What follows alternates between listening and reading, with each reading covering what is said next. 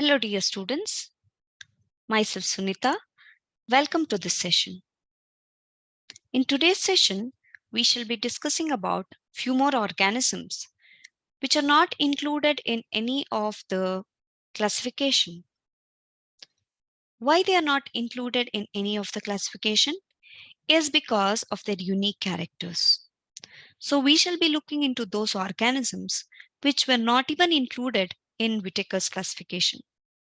So we know that Whitaker's classification is called as five kingdom classification, which included kingdom Monera, Protista, Mycota, Plantae, and Animaliae, starting from bacteria until animals. But there are few organisms which have not been included in any of the classification system because of their own reasons. So we shall look into what are the reasons and why they have not been classified, and we should also understand the characteristic feature of each and every group of organisms, which we shall discuss now. So these group of organisms, they include lichens, viruses, viroids, bacteriophages, prions, right? So we shall be looking at them one by one. So let us understand first about viruses. What are viruses? We all know that they are infectious agents. They're going to cause pathogenic effect. They're going to cause diseases, right? And these viruses, they are microorganisms. The word says micro, that means they are very much smaller in size. How much small? Are they bigger than bacteria? No, they are smaller than bacteria. Can we see through the microscope, normal microscope? Definitely not, because they are ultra microscopic in nature. And the speciality of these viruses are they are non-cellular. That means they are not made up of cells. If they are not made up of cells, can we call them as living organisms? Is the question. We need to call them living organisms once they enter the host body, or once they enter the human body, or once they enter the plant or animal body. Until then, they cannot be called as living organisms or living cells. Do they have cells on their own? No, they do not have cells on their own. Then what are they made up of? They are made up of proteins. They are made up of nucleic acids. So these protein and nucleic acid combination is called as nucleoprotein. So hence we can say that viruses are nucleoprotein particles. So nucleo represents nucleic acid. Proteins are the group of which constitute the amino acids. And these organisms, basically, they are unique in their nature. Why they are called as unique? Because of their characteristic feature which possess in them, just like nucleoprotein. So nucleoprotein may be constituting with only one type of nucleic acid, that is either DNA or RNA may be present, but there is no virus which contains both DNA and RNA as their genetic material. In humans, we know that DNA is serving as genetic material. In case of most of the animals, DNA is serving as genetic material. In certain plants, RNA is serving as genetic material, or DNA may be the genetic material over there. The strands of the DNA and RNA goes on varying. All right. The strands may be double-stranded in case of DNA. In case of RNA, they may be single strand or they may be double-stranded. But we should understand that no virus contains both single-stranded as well as double-stranded or DNA or RNA together in a same organism. So that is the rule for even viruses. And these viruses, if they are present outside the body of a living cell, they are said to be inert in nature, just like your noble gases. They are inert in nature. So even these viruses are said to be inert. If they are inert, then in what form they are inert? They are generally crystalline in their inert form.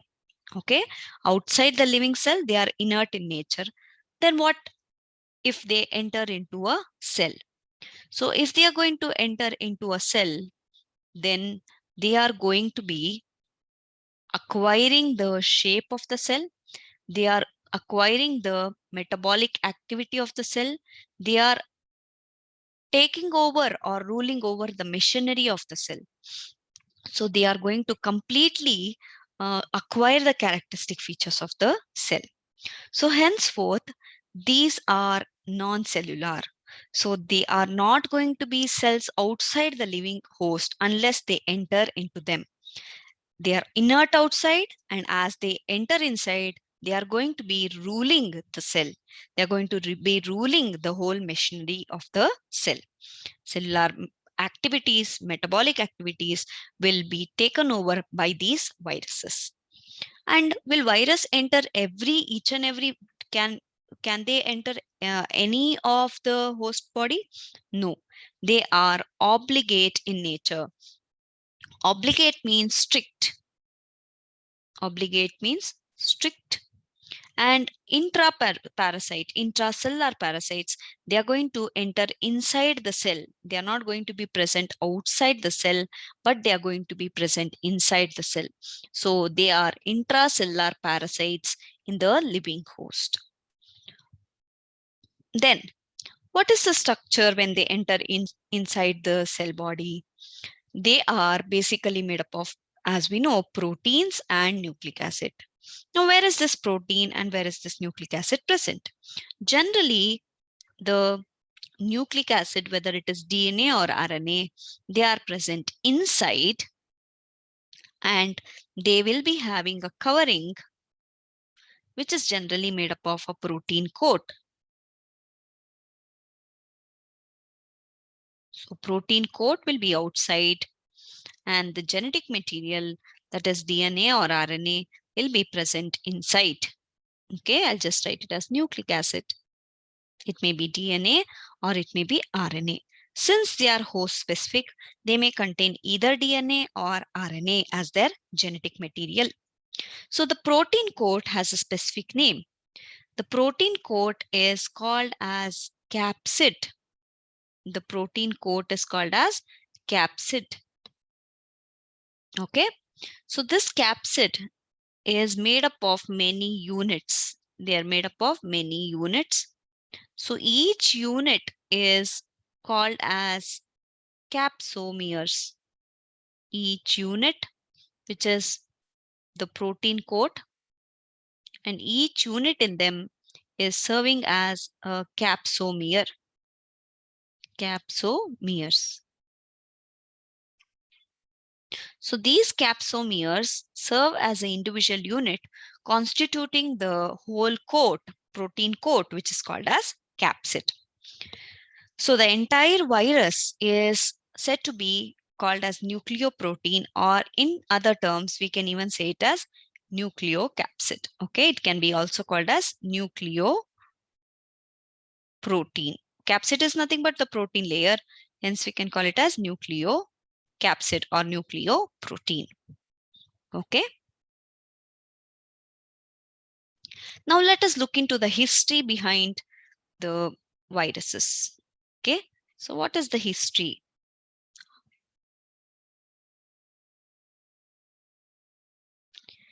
Few scientists' name have to be remembered.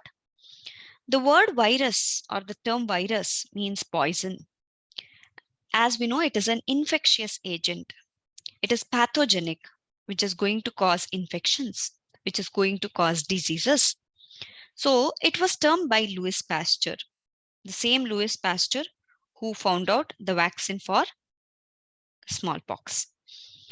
And later it was studied in the year 1892 by a scientist called as Dmitry Ivanovsky.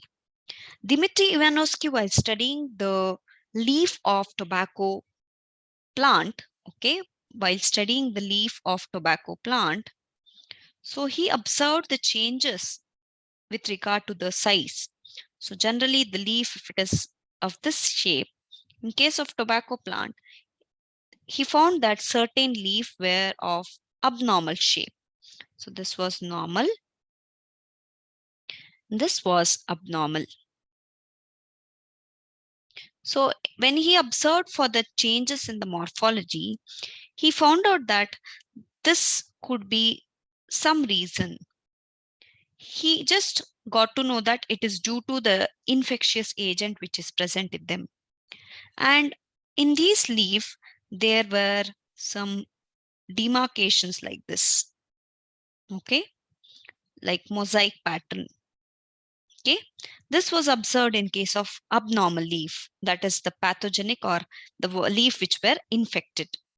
We can even say it as infected leaf. Okay.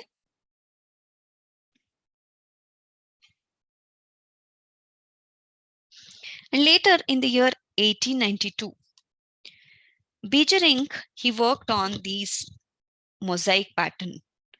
He called it as tobacco mosaic plants, and later he extracted this. This part was extracted, and he also filtered that, and he could see that what exactly was present in them.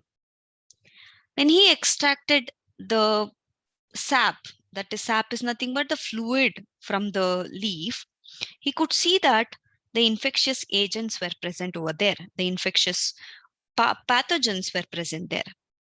And later he passed it, this infectious agent, the sap, was passed under the filter, filter, which were having the pores, okay, which were having the pores. And he got to know that these infectious agents, when they pass through the bacteria free filtrate, that is, this is a filter, they could easily pass through the filter or the pore. And hence he found out that these infectious agents are smaller than bacteria since they pass through the pore size plates. And later he called this, as he didn't name it, but he called this infectious living fluid in his language as contagium vivum fluidum. Contagium vivum fluidum. Contagious means infectious. Vivum is nothing but living. Fluidum is nothing but fluid.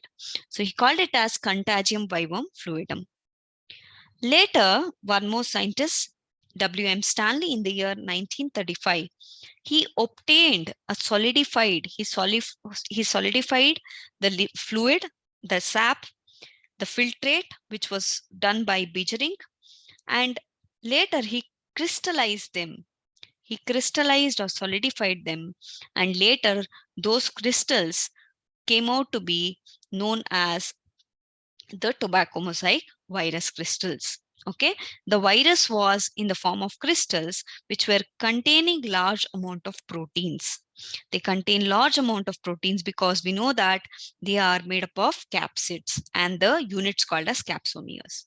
So this disease was later named by W.M. Stanley as tobacco mosaic virus disease. Okay, it's called as TMV, or you can even say it as TMVD.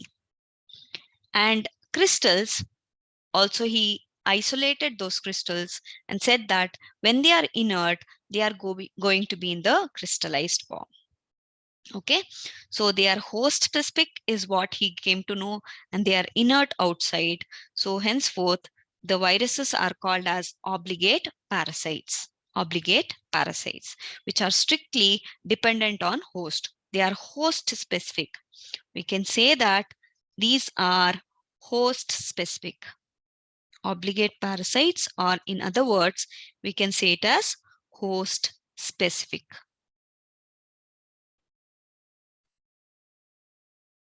Okay, right.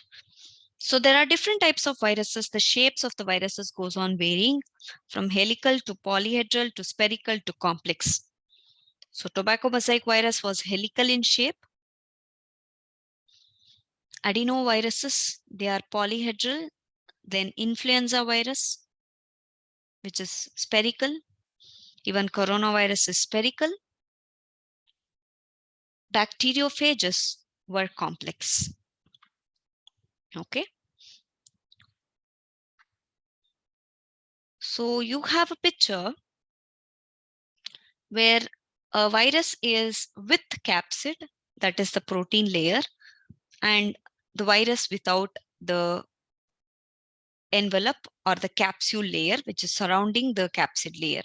So this is a non-enveloped virus and this is a enveloped virus. So if you can see here, the nucleic acid is present in the center, surrounding that is a capsid. So together we call it as nucleocapsid. As we know that these capsomeres, they are arranged in helical manner or polyhedral manner or in various forms, various geometric forms. So the entire virus is consisting of nucleocapsid. Generally, the plant viruses are made up of single-stranded RNA, whereas animal viruses are either single-stranded or double-stranded RNA or generally double-stranded DNA. So this is something very important. The plant viruses means viruses which are going to infect the plant. Say, for example, tobacco mosaic virus. Tobacco mosaic virus is nothing but in short called as TMV, which is affecting the tobacco plant, especially the regions of the tobacco leaves. Okay, so this may be single stranded, it is made up of single stranded RNA. Whereas animal viruses, they are either single stranded or double stranded RNA, or it may be double stranded DNA. So this is the structure of tobacco mosaic virus, and you can see the nucleic acid which is present here, that is RNA, which is single stranded. So it's a single stranded RNA. This is RNA.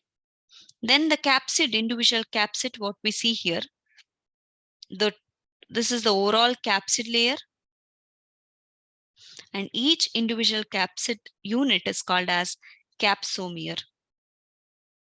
It's called as capsomere. And this is the structure of bacteriophage. Generally, the bacteriophages are the viruses which infect bacterium. They are having the polyhedral head, the collar, and the sheath, and also the basal plate, which is attached where the tail fibers are attached. Okay. These are the tail fibers which are attached. They are going to attach themselves on the bacterial cell, and that is how they cause the infection.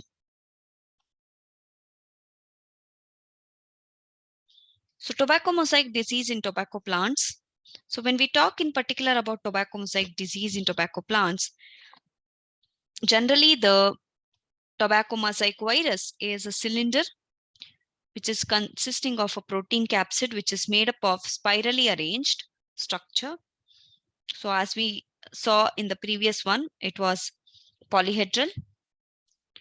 And there are about 2,130 units of capsomeres. The count is about 2,130 capsomeres. Center of the capsid is made up of single-stranded RNA. Each capsomere is a protein unit, we know that, which is made up of amino acids.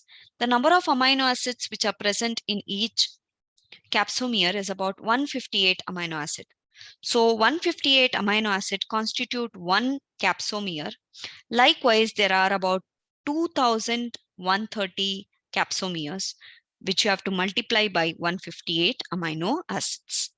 So total, when we look into the percentage, the TMV consists of 94.5% of protein and about 5.5% of RNA. Okay. So since this tobacco mosaic disease is a dreadful disease which is going to cause harm to the tobacco plants, so the symptoms what appears on the plant is the stunted or retarded growth. The plant looks stunted or retarded in its growth when compared to the normal size of a plant. The mosaic formation, which I already told you, on the leaves.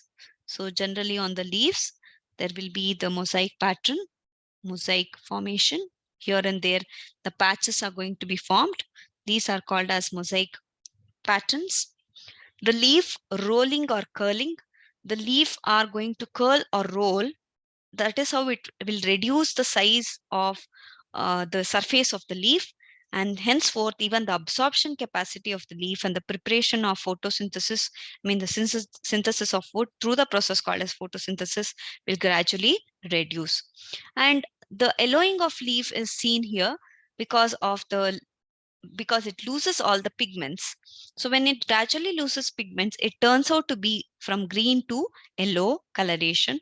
So that is called as yellowing of leaf. And vein clearing, we know that the leaves are made up of the veins and the veinlets. The veins and the veinlets are going to be lost here because of the discoloration which is shown by these viruses. And dwarfing is one of the symptom which is shown. So there will be the length of the plant will go on decreasing. Okay. So you can see the diagrammatic view of RNA, single stranded RNA, which is present in the center, and also the capsid, which is made up of many capsomers units. Okay. So you can see the center core, which is RNA, and surrounding that is the protein coat. This is in different views. So as I told you, the symptoms may appear like this. So you can see the reduction in the size, the stunted growth, curling of leaf. You can see the yellow patches as well, yellowing here. Okay. So all these are the symptoms which you see. And this is the bacteriophage, which has been attached to the bacterium, Okay. This is rod-shaped bacteria. So you can see the flagella also, which is attached to the bacterium. Then there are some viral diseases which are going to affect human, like brain fever, which is also called as Japanese encephalitis, AIDS, acquired immunodeficiency syndrome, poliomyelitis, hepatitis B, herpes, mumps, smallpox, influenza. All these are the viral diseases in humans. Okay. So out of these dreadful diseases, which are going to be even fatal, is also there in the list. Let us look into the structure of bacteriophage. I have already explained you the structure of bacteriophage. Bacteriophages are called as viruses that infect bacteria. It was discovered in the year 1917 by Twort and D. Herrelli. So there are different types of bacteriophages to be naming, like T1, T2, T3, T4, T5, etc. So these bacteriophages can be of two types. One is called as even phages, and the other one is called as odd phages. The even phages include T2, T4, etc. The odd phages include T1, T3, T5, etc. Okay. So here is the picture of T2 bacteriophage, which is an even bacteriophage. It attacks E. coli bacteria. So E. coli bacteria is Escherichia coli, so which is a common bacteria, which is a rod-shaped bacteria, and this bacteriophage will attach itself on the E. coli bacteria, and that is how the genetic material which is present here is going to enter into the bacterial cell, and that is how they are going to affect the bacteria, right? The genetic material in bacteriophages will be generally DNA. So you can see here how they're going to attach themselves using the fibers, tail fibers. And then you can see the basal plate, which is going to attach on the surface of the bacteria. And the genetic material and the protein sheath is also visible here. Okay. Next group, again, which is not included in any of the classification system, is viroids. So viroids means what? What are they? What are they made up of? Viroids are naked single-stranded RNA. Why are they called as naked? Why didn't we call viruses as naked? Because viruses, the nucleic acid, the genetic material was covered by the protein coat called as capsid. But in case of viroids, there is no protein coat. Okay, there is no protein coat. That means they are said to be naked. They are said to be naked. So generally, the viroids are made up of single-stranded RNA. Okay, they are single-stranded RNA. That is the genetic composition of these viroids. They do not have protein coat or they do not have capsid. If they are not having capsid, then obviously they do not have any capsomeres. Viroids was discovered by T.O. Diener in the year 1971. So what are viroids? Viroids are simpler, smaller than viruses. We know that when we talk about these organisms, bacteria, so bacteria, the smallest of bacteria is viruses. The smallest of virus is viroids. So viroids are smallest, and when compared to viruses, bacteria are even more bigger in their size. Then also we need to understand that the molecular weight, okay, when compared to viruses, the molecular weight, the density is even more low.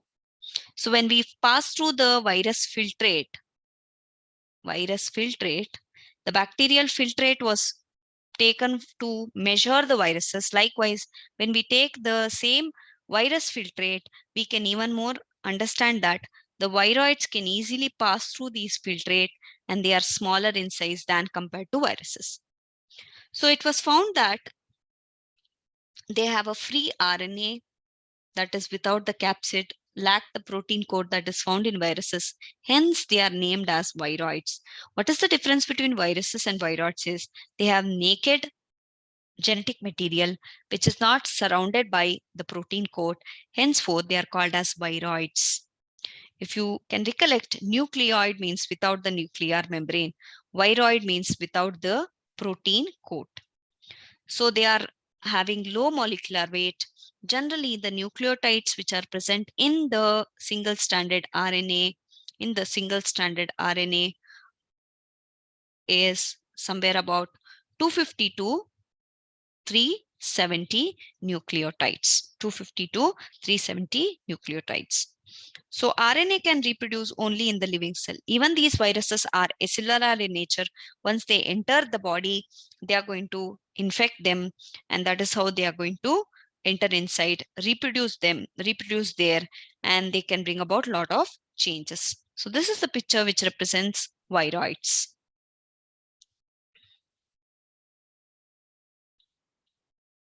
Then comes prions. One example you need to take down here. I have left it. So example for this viroids is potato spindle tuber disease. Generally, the viroids are going to affect the plants than the animals.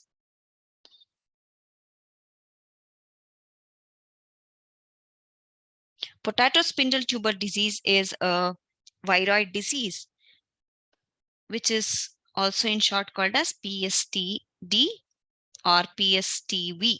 Okay. Potato spindle tuber virus or potato spindle tuber, viroid or potato spindle tuber disease.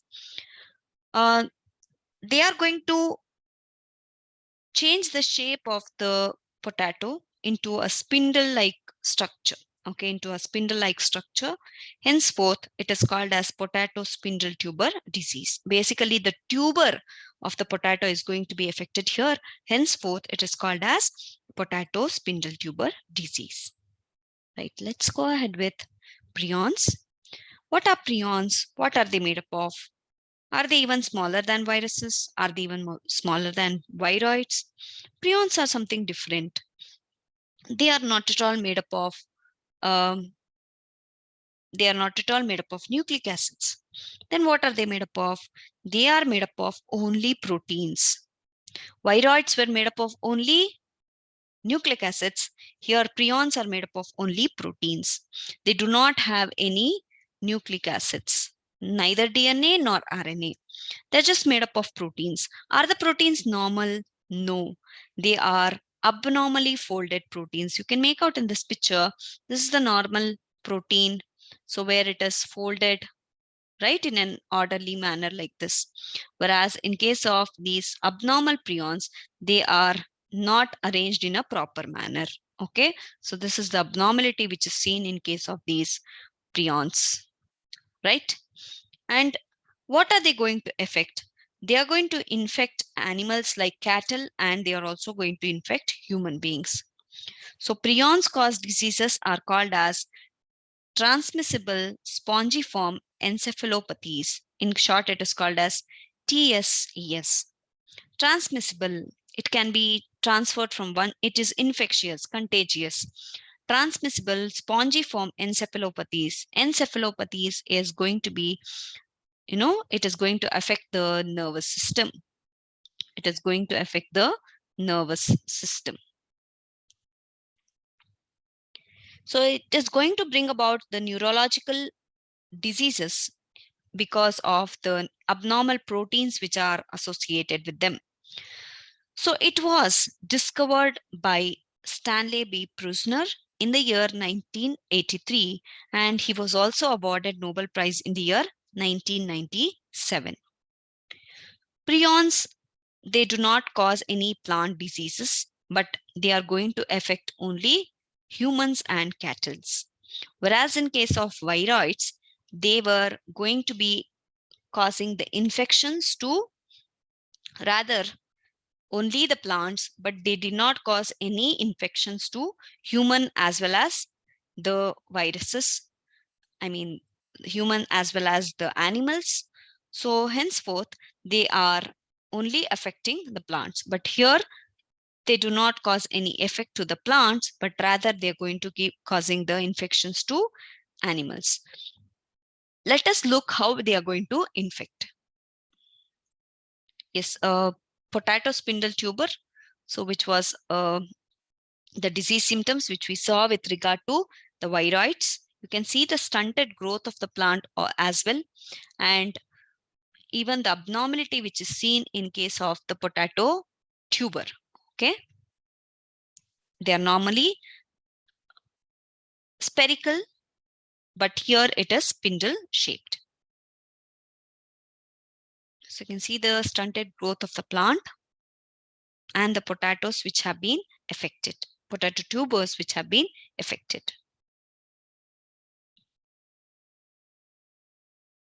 Then comes the prion diseases. Basically, as I told you, prions are going to be affecting only the cattle, and also it is going to be causing harm to human. So spongiform encephalopathies in mammals is what is the disease, prion disease, which we call it in case of human. Okay. And in case of sheep, it is called as scrapie. In case of cattle, it is called as bovine spongiform encephalopathy. In short, it is called as BSE, which is also called as mad cow disease. So this mad cow disease is going to affect the cow, normal cow. And when it is infecting which has already infected the cow, it acts like mad, because majorly the madness is due to the abnormality which is seen in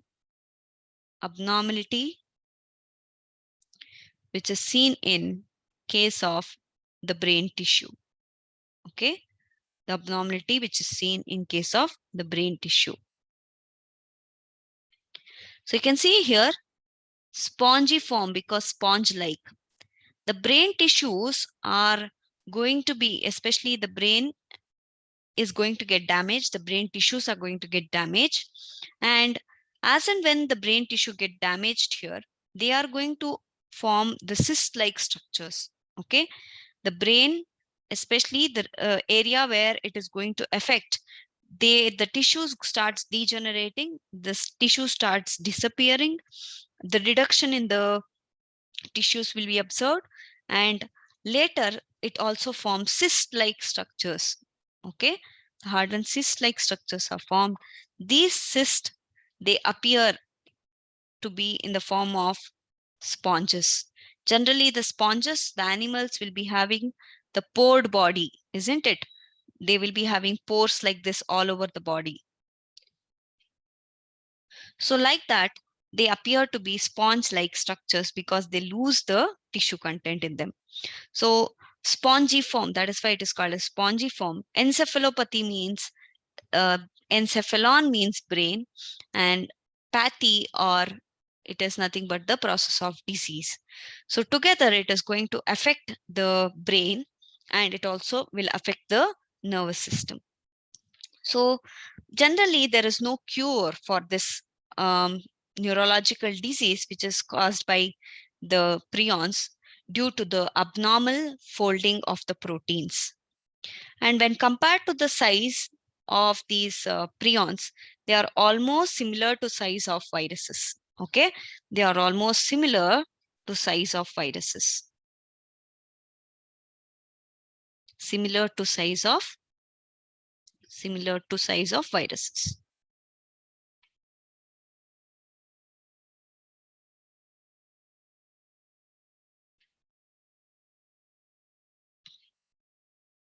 Okay, and to the humans, they cause a disease which is called as Kuru, or it is also called as Creutzfeldt-Jakob disease. In short, it is called as CJ disease. Okay, or it is called as CJD. So this is going to be affecting the human body. So whenever it affects the human body, it is going to be causing the harm to, again, the nervous system. The central nervous system is going to be affected here. And there are so many symptoms which are going to be caused in the human, especially starting from the body starts shivering, and then there is increase in the weakness which is brought about, and also the loss of memory, and all other symptoms are going to be there seen because of the abnormality which is brought about by these prions. All right, so this is called as, it's also called as Creutzfeldt-Jakob disease, or it is also called as CJD disease. Okay, this is it regarding the prions. Now let us look into the next group of organisms, which are very interesting organisms known as lichens. Lichens means what? Lichens are the symbiotic association or mutually useful association between algae and fungi. So where are these lichens present? Generally, if we see lichens, they will be present on the tree barks. They may be present on the tree barks,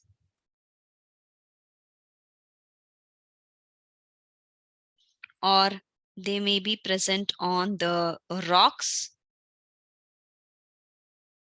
Okay, generally they are associated on the rocks, and these lichens will grow only in the areas where there is very, very less pollution. Okay, so when you see in your locality, if the pollution is high, definitely there won't be lichens over there. But when you go to villages or any of the rural areas or any forest or any region where there is less pollution, then we can find lichens. The lichens are of three types. Before that, we'll understand what exactly lichens are made up of. As we know that it is a mutual relationship between algae and fungi. The algal component, okay, the algae algae component or algal component is called as phycobiont. We by now know that alga means phycos or phycos means alga. Biont means the component.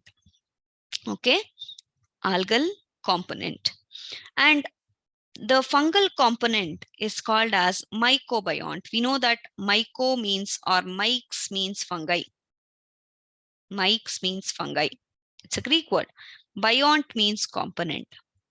So why is it called as mutual relationship? Because it has to help each other. So these organisms are not going to harm each other, rather they are going to help each other. Hence they are called as useful associations between algae and fungi. So this mutual understanding between them is called as symbiotic association. It's called as symbiotic association. And now what is it going to help? So basically, the algal component, we know that if it is having an algal component, algae will be able to prepare food. Since algae is autotrophic in nature, it can synthesize food for fungi. And we know that fungi is generally heterotrophic in nature, right? It is heterotrophic in nature. It is going to depend on algae for food, right? It is going to depend on algae for food.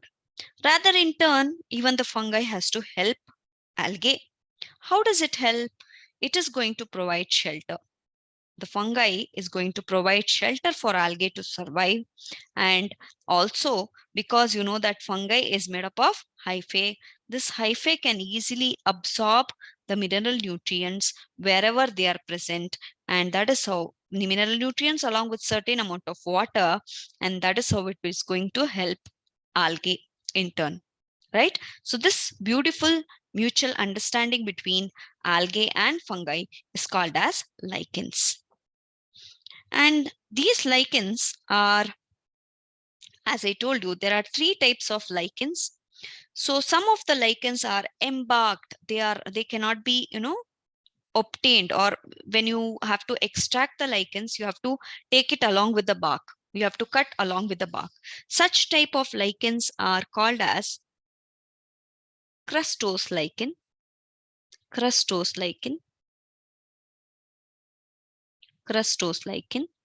Some of the lichen which are in the form of filamentous, okay, leaf-like structures, which are feather-like structures, called as foliose lichen. They are called as foliose lichen. And some other lichens which are in the form of group of bunch-like structures, just like bunch of grapes, they are called as fruticose lichen. They are called as fruticose lichen. So this is the crustose lichen. This is the foliose. Foliar means leaf-like or feather-like. And fruticose lichens, they are in the form of bunch. So these are the different types of lichens which we see in majority of the areas where they are not polluted. And one more interesting thing about these lichens, they are the good pollution indicators. So that means wherever there is growth of lichens, we can understand that area or locality as a non-polluted areas. And along with this, lichens are said to be pioneers. Lichens are said to be pioneer species. What is meant by pioneer species? Pioneer species means that they were the first to colonize the rocks. Okay, they were the first during the process of succession.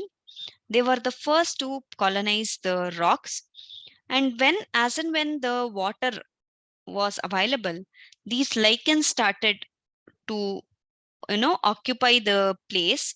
And later they were algae growth, bryophytes, pteridophytes, gymnosperms, and angiosperms based on the uh, variations which was brought about by the habitat.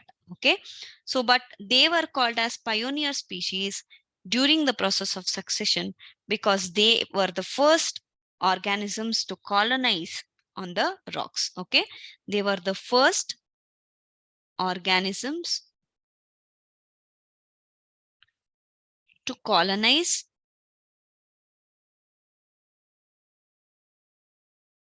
on rocks. Henceforth, they are called as pioneer species.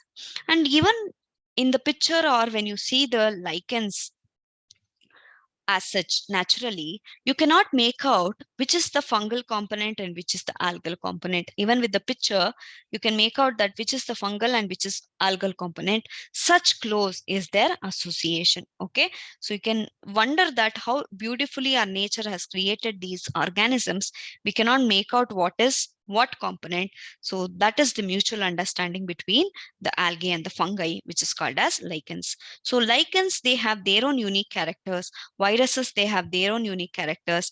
Viroids, prions, bacteriophages, they all have their own unique characters.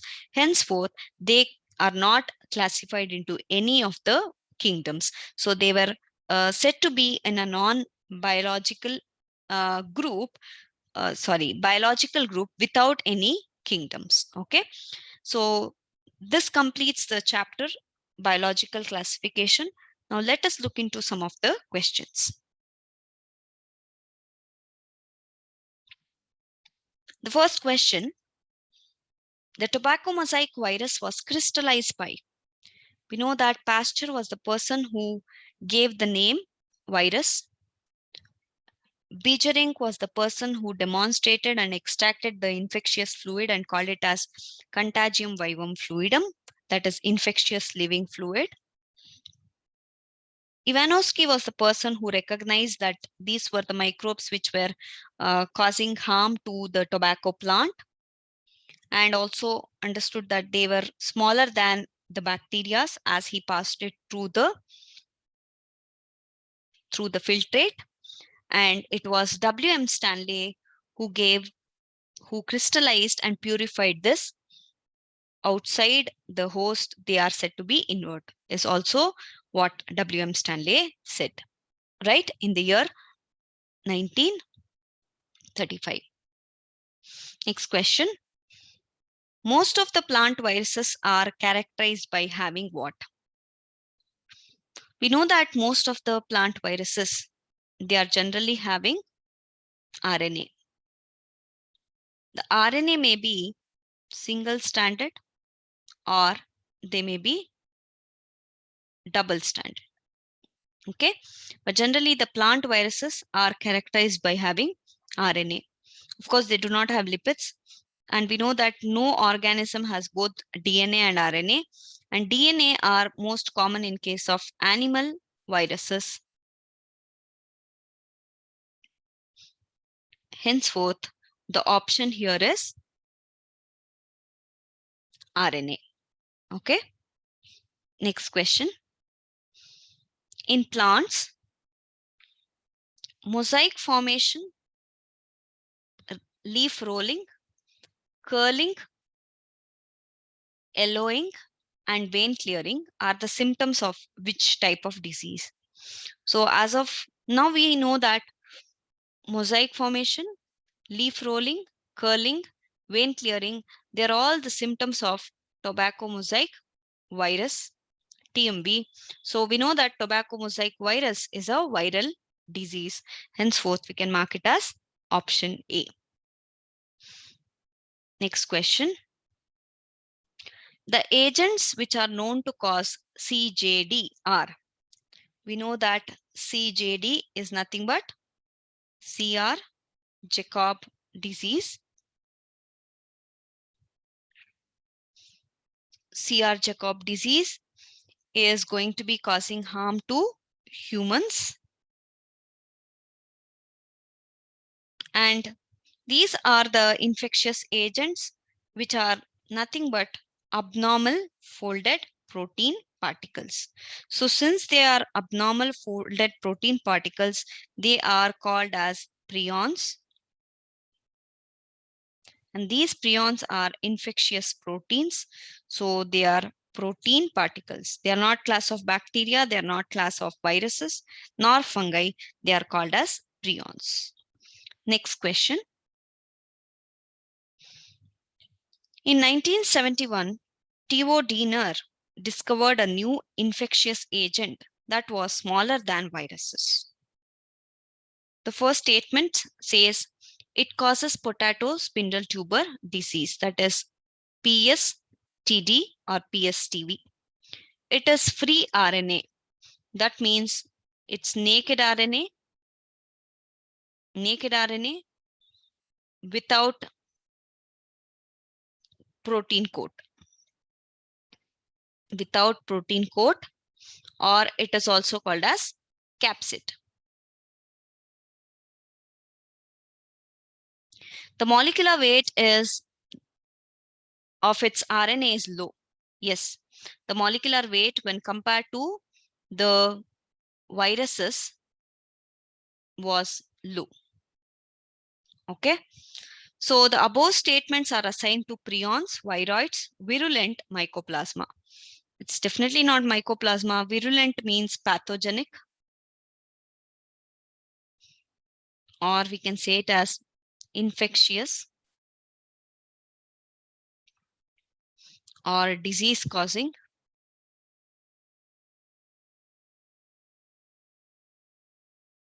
All these are disease causing organisms, so they are virulent in nature. But what are they referred to as? Are they prions? Prions are the infectious proteins. So henceforth, option is viroids. Okay. Next question. Lichens are what? Lichens are pollution indicators. Yes, because they'll be growing in less polluted areas. They are the symbiotic association between algae and fungi. Yes.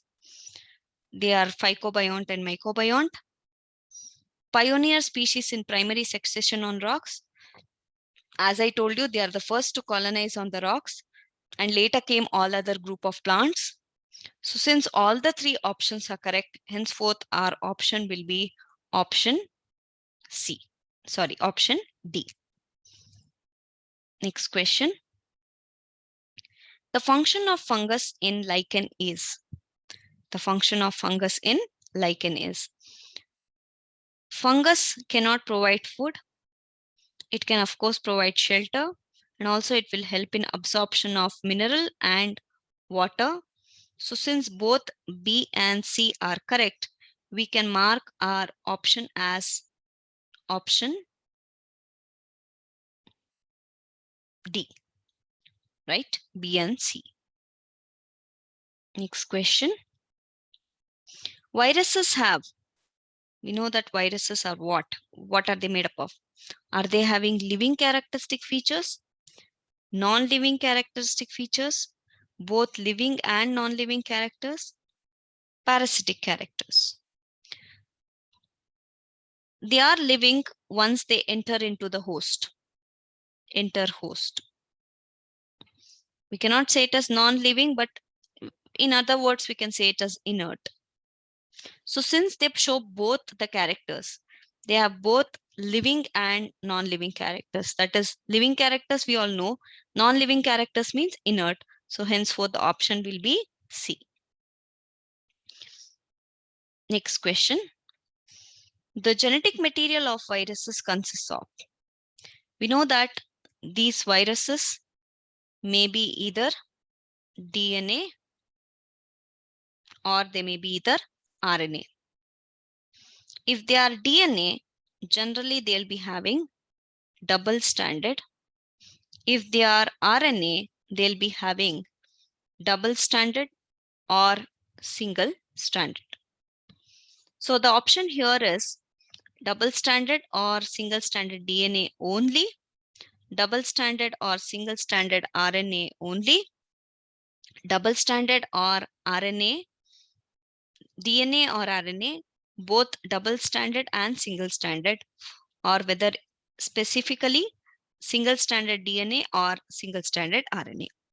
So since we know that they have DNA or RNA as their genetic material and both double-stranded and single-stranded, henceforth we can mark our option as option C. Right? So we have completed the chapter biological classification. I hope you have understood clearly the topics for biological classification. Thank you, students. Meet you in the next video.